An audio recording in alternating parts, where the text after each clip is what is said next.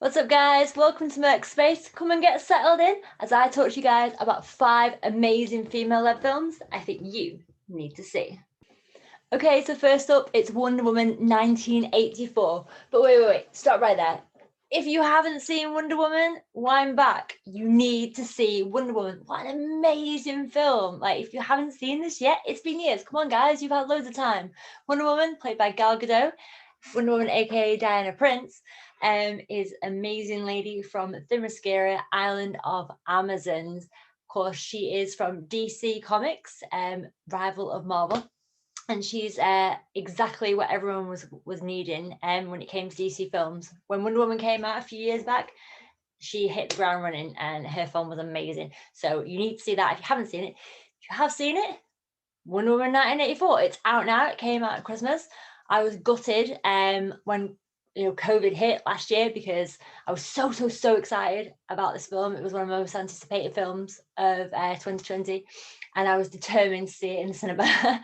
And when they said they were going to release it on streaming services, I was like, no, I'm not going to do it. I'm not going to do it. I'm going to wait till it comes out at the cinema because it will happen. And then we just don't know when that's going to happen now. So, I just had to watch it, and I did, and it was brilliant. Again, the trailer made it look incredible, all the bright colors, the 80s nostalgia, and of course, Chris Pine's Steve Trevor was back, which left everyone asking questions. So obviously, all your questions are answered in Wonder Woman 1984. Got a great villain in Pedro Pascal, obviously known now for both Game of Thrones and The Mandalorian. He's a bit of a weird, creepy villain, but he's good. And also your sort of anti-hero, villain-esque femme fatale. We have Barbara Minerva, played by Kristen Wiig, and of course Barbara Minerva is Cheetah. And her character is really cool in Wonder Woman 1984. She's really shy and really wants to be like Diana. And then they both find this interesting rock that is magical. And I'll say no more because you guys need to watch it. More from the Amazons as well. The opening scene, again, like the beginning of Wonder Woman, is set on Themyscira. So you've got a great scene with the Amazons. It's this big challenge that they're doing. Young Diana, played by the same girl, Lily Aspel. Shout out to Lily Aspel, great little actress. She's brilliant. I adore her. She does a great job of playing young Diana, and she's great in the opening scene once again. But yeah, it's really fun. Not as good as Wonder Woman, but definitely worth a view. And Gal Gadot plays Diana / Wonder Woman so brilliantly. She is so strong and beautiful and powerful and talented and smart, but also soft and caring and loving as well. And you get to see as well a bit of the experience of what it's like to be Diana Prince, Wonder Woman, this, immortal. I think she is. She's not aged since the first film, which was set during the war, and she's obviously had to watch people she loves die over the years and get old and die, and she's not, and it covers a lot of the loneliness involved in that, which was really great because you get to see the other sides of superheroes, and I bet that you usually see with Batman, but wouldn't expect to see it with Wonder Woman. So yeah, that's really interesting as well. So yeah, Wonder Woman 1984. Get on it, guys. Okay, guys, so second film is Valley Girl. So Valley Girl is a modern remake, well, not a modern remake, but a remake of the film made in the 80s, which starred Nicolas Cage. It is still set in the 80s, but obviously it's a new film. And that is starring Jessica Roth, who, of course, is the star of the Happy Death Day films, which are brilliant. I love the Happy Death Day films. They're brilliant. Again, if you haven't seen them, get those on your list. Groundhog Day / horror, brilliant. And yeah, it was really cool to see her doing something else. I'd actually like to see her in more things. I'm looking forward to seeing her in more things. So Valley Girl, yeah, it's basically it's star-crossed lovers, a little bit like that. In LA in the 80s, a girl from the valleys, obviously Valley Girl, and a guy from the wrong side of the tracks, Kind of a little bit like Ali and Daniel in The Karate Kid, but a little bit more extreme. Set to great 80s music. There's actually, do they sing and dance in it? Oh, I can't remember. I think they might do actually. Really, really good fun. It's her older self. It starts in modern day. And Alicia Silverstone is playing her now, as she is now older, and she basically her and her daughter, her teenage daughter, sat up, and she's telling her teenage daughter a story of what it was like when she was a teenager, a bonding mother-daughter storytelling experience. And yeah, it's just a really good, fun film. And if you're a girl that loves the 80s like me, if you're a guy that loves the 80s, whoever, if you love the 80s, definitely worth a watch. And I need to watch the Nicolas Cage one actually, because I mean, who doesn't love Nicolas Cage? And yeah, I'm interested to see what that was like. And actually, the girl that plays Valley Girl in the original, there's a little guest spot in the I think it's the shop assistant in the mall in the new film as well. So yeah, Valley Girl, check it out. You know what? Talking about Happy Death Day has got me really excited. You guys need to watch Happy Death Day and Happy Death Day 2. As I said, it's like Groundhog Day, but horror. She basically keeps keeps dying and obviously coming back to life. But obviously she's getting murdered and she's trying to figure out her murderer. So watch both of those films. And what's reminding me of both of those films is also another film that falls into a, although it's strange genre, which is the film Freaky, based on the Freaky Friday genre of films, and that's starring Vince Vaughn. And Vince Vaughn is a murderer. Well, it's co-starring Vince Vaughn. It's starring Catherine Newton. Catherine Newton, yeah, who some people may have seen in Supernatural as the daughter of the guy who Castiel steals the body from. I forget her name in the show, but yeah, Catherine Newton and Vince Vaughn, and he's a murderer. She's just a quiet high school girl, and he tries to murder her one night. And I can't remember what the magical thing is. Something magical, obviously, and they switch bodies, and it is brilliant. What fun! She plays basically. Then she has to embody Vince Vaughn as a murderer and as Vince Vaughn, and she's brilliant at it. She's been in a few other things as well, Catherine Newton. I can't remember what, but she's brilliant. I really like her as well. Definitely another one to watch. And Vince Vaughn's just Vince Vaughn being brilliant. And basically, her two best friends are then trying to help her sort it all out and capture the murderer, and it's just absolutely hilarious. Definitely recommend watching Freaky.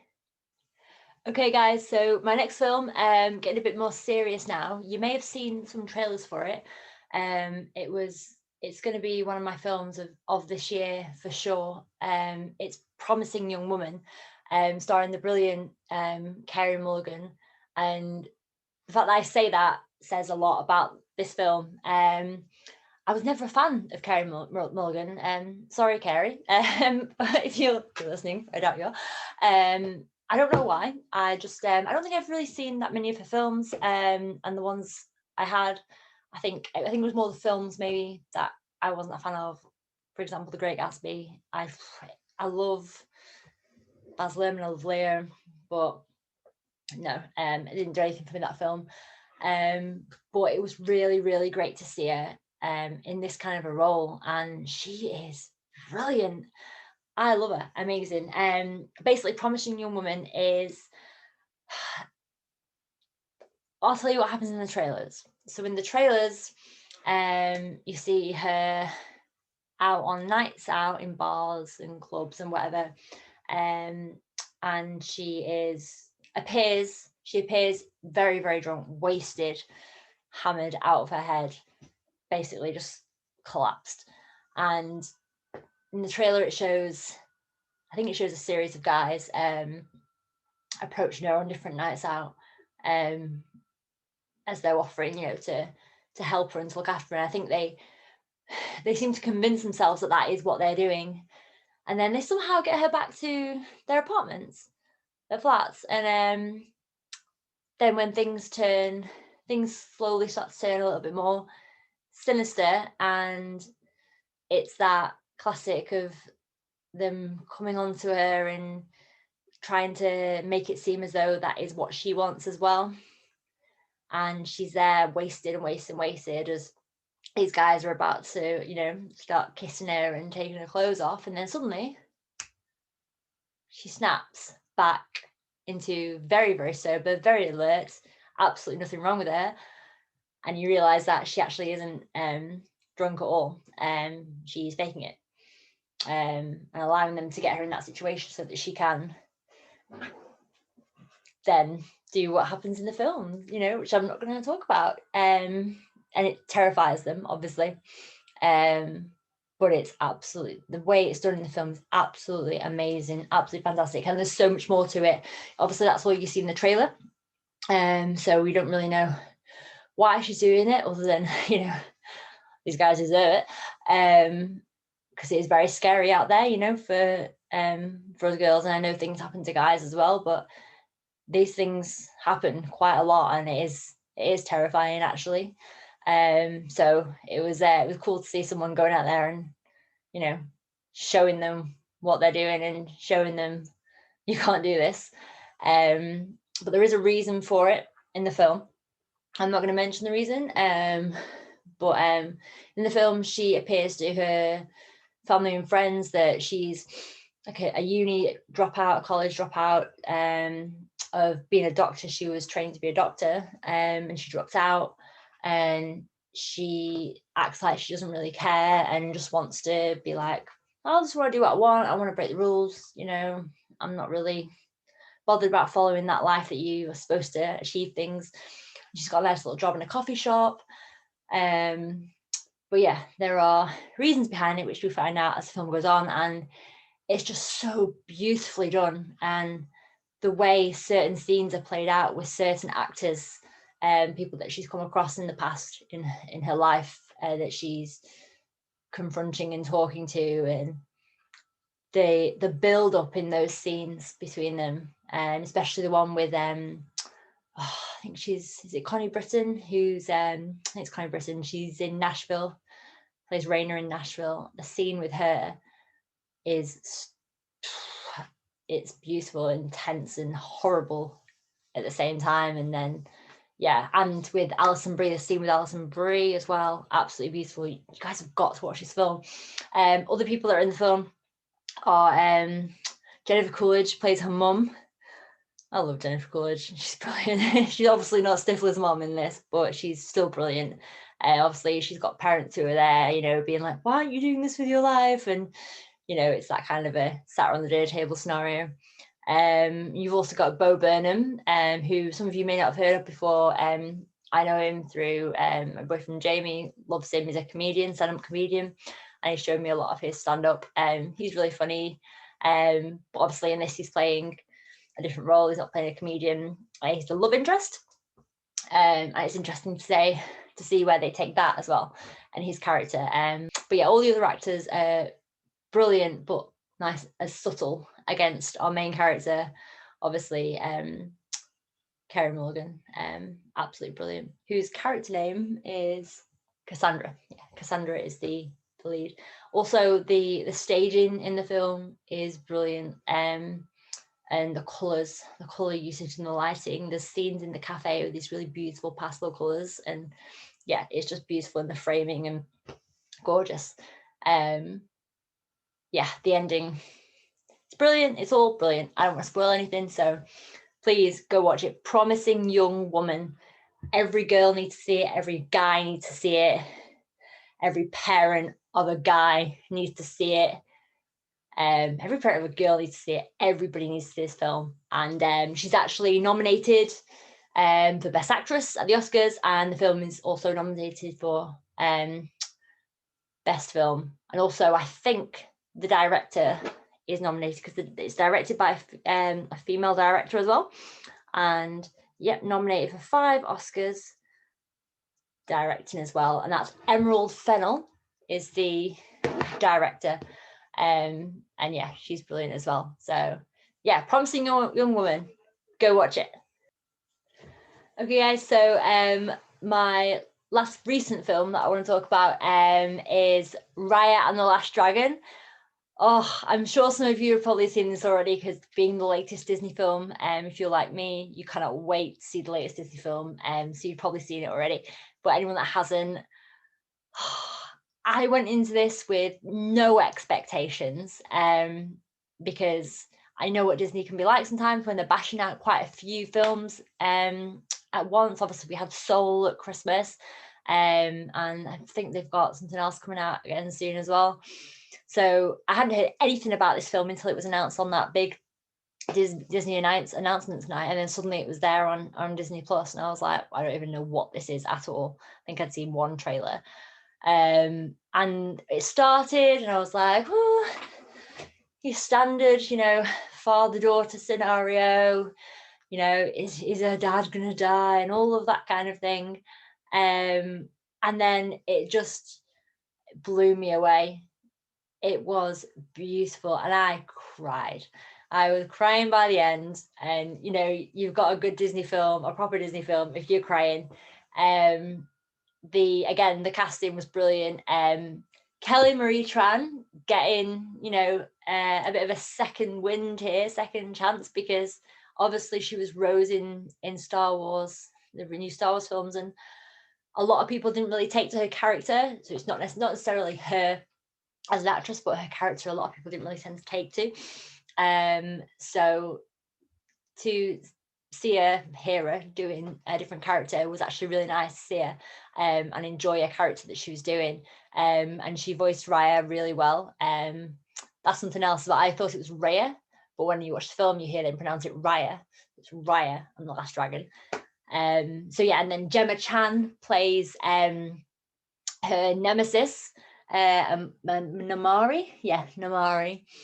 And that was cool to see her in a different role as well, because of course she was in Crazy Rich Asians. She was the beautiful cousin of the male lead, played by Henry Golding, who of course I won't ruin what happened to her in that film in case you haven't seen that, but yeah, she was beautiful and so sophisticated and everything in that film, and now to see her play as a hero, play a baddie, was really cool.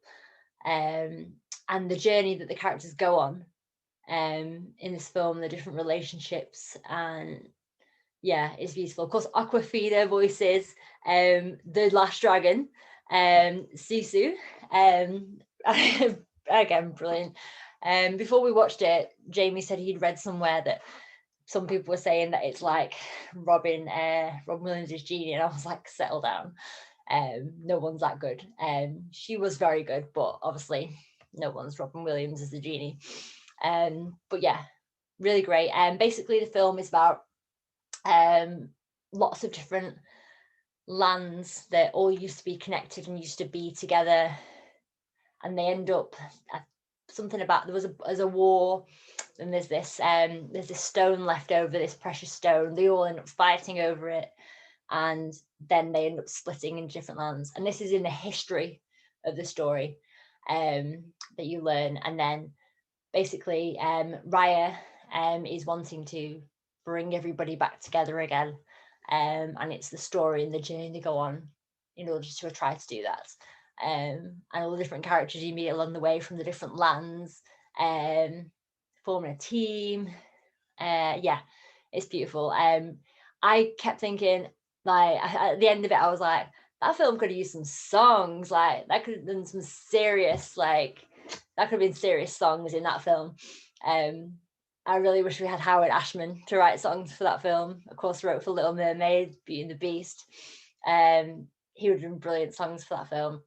I can see the different areas in the film where you'd have certain kinds of songs. But it was not to be, but it was still brilliant without songs. And the colours, again, absolutely beautiful. In the film, the dragons are amazing. So yeah, if you haven't seen Raya and the Last Dragon yet, definitely put it on your family watch list, or just your watch list if it's just yourself. And any adult can watch it as well. You never shy away from Disney. You don't need to have children with you to be able to watch a good Disney film. So yeah, Raya and the Last Dragon. Go watch it, guys. Okay, so I just wanted to talk about as we're talking about girly films, even though I'm talking about current films with ladies in, I couldn't really leave out Little Women, which of course came out the other year. Was it 2019 or was it early 2020? It was 2019. Of course, it was Christmas when it came out, wasn't it? Beautiful. If you haven't seen this version of Little Women, you really need to check it out. It is so lovely and beautiful. Obviously the 90s one is really nice with Winona Ryder, Claire Danes, but what a cast in this film. Saoirse Ronan, of course, leads beautifully as Jo March. She's brilliant. You've got Florence Pugh. Oh my god, I love Florence Pugh. She is such a great rising star, because she plays Amy March. Obviously, we have Emma Watson. I've forgotten her character's name. What is her character's name? Meg, of course, yeah, plays Meg March, and Eliza Scanlen as Beth March.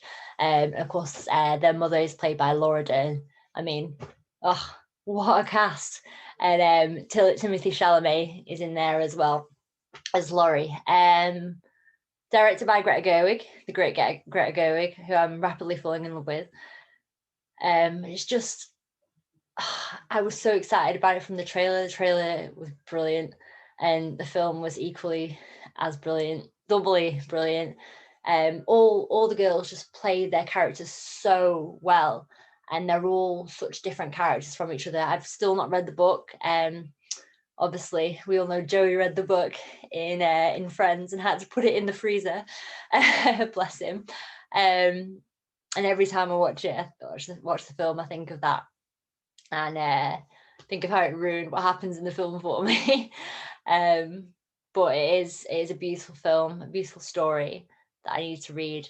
I didn't realize that there was travel as well in it, that they travel around. So that was cool to see, and the different stories and where their lives take them. And it just shows that different women want different things. It doesn't mean that any of them are right or wrong. They want to lead their lives in different ways. One of them wants to be a wife and a mother and look after a family. One of them has aspirations to go off and write and be her own person out doing that. Another wants to make music. Another wants to travel and be in society, but also find love and believe in that. And yeah, it just shows that none of those things are right or wrong.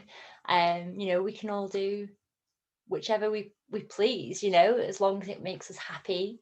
There's no right or wrong way for a woman to lead her life, and I think this story displays that beautifully. And yeah, it's acted fantastically, and you should definitely watch it. Little Women, check it out. Okay, so finally, I've talked about films I've seen that I recommend, but I was watching trailers on IMDb the other day, and I came across a trailer for a film called 4 Good Days, and it's starring Glenn Close and Mila Kunis in a role that I've never thought I'd ever see her in, and just never imagined it. And it looks brilliant. I'm really excited to see it. It's definitely an anticipated film for me this year. It's basically a mother-daughter story. Glenn Close playing the mother of Mila Kunis's character. Mila Kunis's character is a drug addict, and it's the story from the trailer. I gather that there's some new medication to help her, come off the drugs. But before she can have it, she has to have, I think it's a week sober, a week not taking anything, nothing being in her system.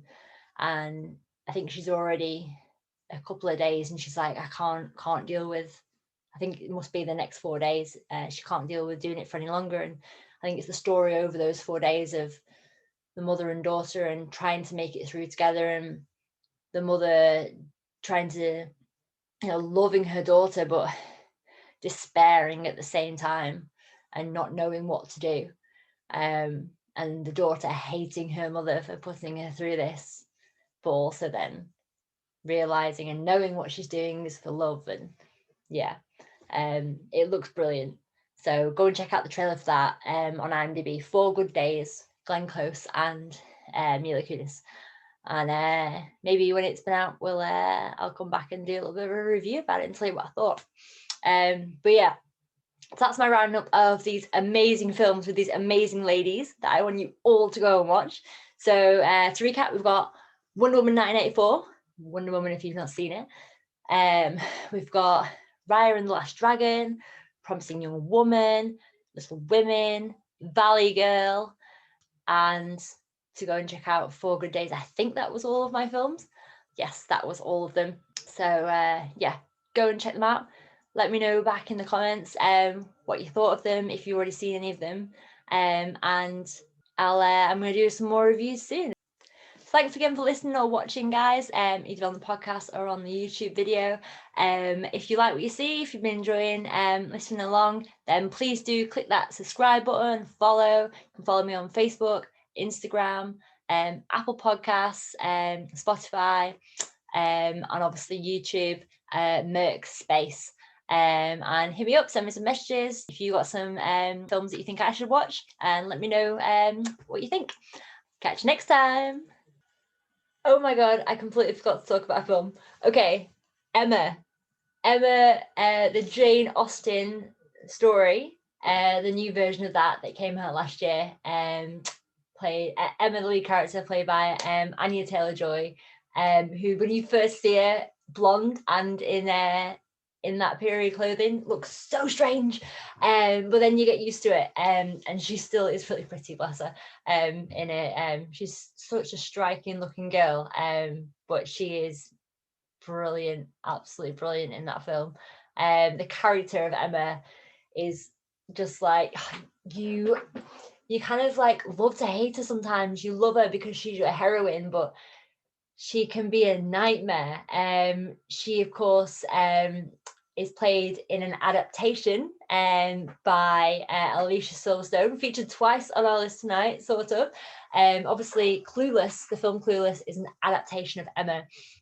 Obviously, in the story of Emma, she's quite high up in society herself, but probably likes to push herself a little bit further above her station. And even though, as she is quoted as being very handsome herself, is not so much vain in her own appearance, but her vanity lies more in her ability to socialize and match people together. She has no interest of looking for love herself, so she says, though she has a lot of interest in one certain young man who she keeps wanting to meet, but she prides herself on matching people, and it's this that gets her into a bit of trouble as she tries to match her friend with the wrong people, and her friend is already in love with somebody else who she doesn't deem good enough for her. But yeah, and of course, along the way, she doesn't realize that the love of her life is potentially right before her eyes. So I don't know if you're into period pieces. Some people really aren't, but it is done in quite a fun way. Similar, I would say, to how I really want to see that the David Copperfield one, which looks really fun. So yeah, I definitely recommend checking out Emma with Anya Taylor-Joy. Okay, so that's all the films now. I think I've mentioned everything. There are so many great films out there with amazing female leads, so I'd be here forever. But those are my current ones that I'm in love with. So yeah, go watch them, guys. Get them on your list. Check it out. Oh my god, watch Birds of Prey, the Emancipation of One Fabulous, whatever it's called, the Fabulous Emancipation of One Harley Quinn. I can't believe I forgot Birds of Prey. It's not amazing, really. It's really good fun, though. Harley, played by Margot Robbie, she's fantastic. I adore her. Of course, going to be in The Suicide Squad soon. Yeah, Ewan McGregor's a bad guy, and he's weird and evil as a bad guy, but people's faces get peeled off, and it's gross, but it's fun. Again, great female characters in it, led by Harley, Margot Robbie. Yeah, just go watch it anyway for a bit of fun. I love it. I've got the steelbook because, why not? Okay, Harley Quinn, the Fabulous Emancipation. No, Birds of Prey. Birds of Prey, the Fabulous Emancipation of One Harley Quinn. Check it out. Peace out. Fantabulous. Fantabulous Emancipation.